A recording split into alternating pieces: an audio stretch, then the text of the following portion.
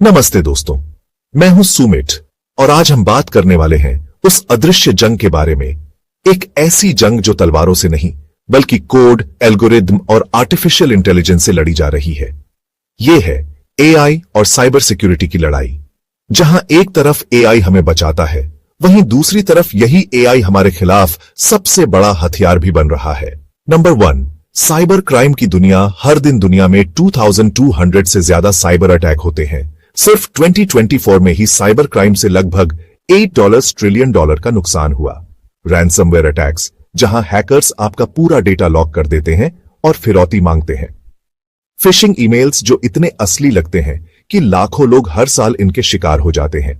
Identity theft, आपका आधार, bank details या password चोरी कर ब्लैक मार्केट में बेचा जाता है।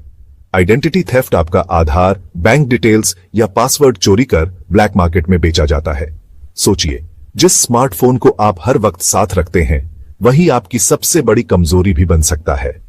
नंबर 2, भारत और साइबर खतरे। भारत दुनिया में सबसे ज्यादा डिजिटल ट्रांजैक्शन करने वाला देश बन चुका है।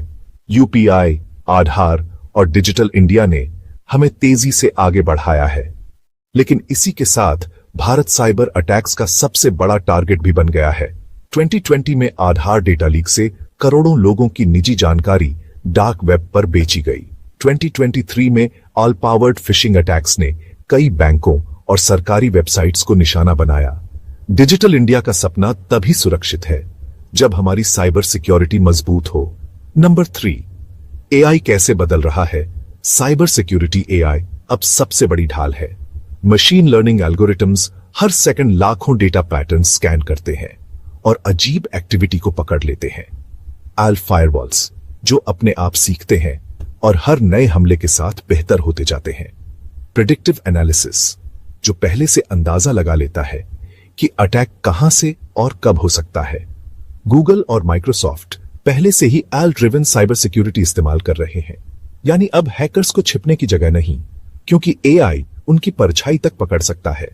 नंबर 4, हैकर्स और एआई हैकर्स भी एआई का इस्तेमाल कर रहे हैं। डीप फेक फ्रॉड्स, जहां नकली वीडियो बनाकर किसी से भी पैसे ठग लिए जाते हैं।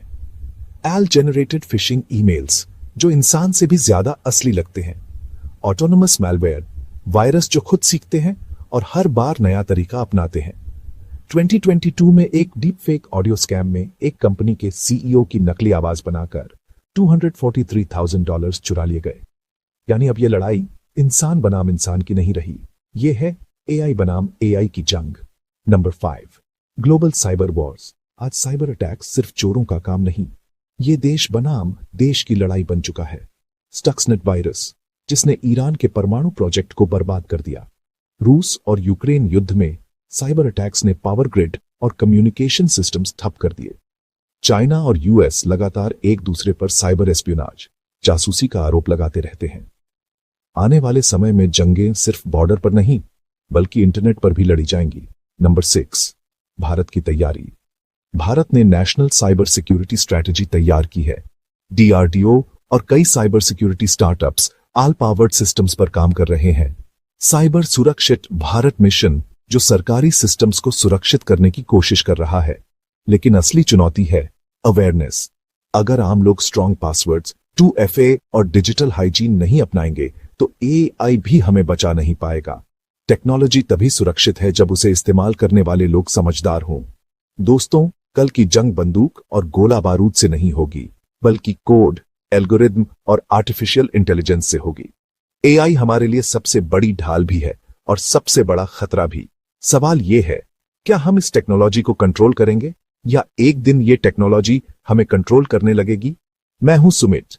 अगर आपको ये वीडियो पसंद आया हो तो इसे लाइक, कमेंट, शेयर जरूर करें और चैनल को सब्सक्राइब करना मत भूलें। मिलते हैं अगले वीडियो में।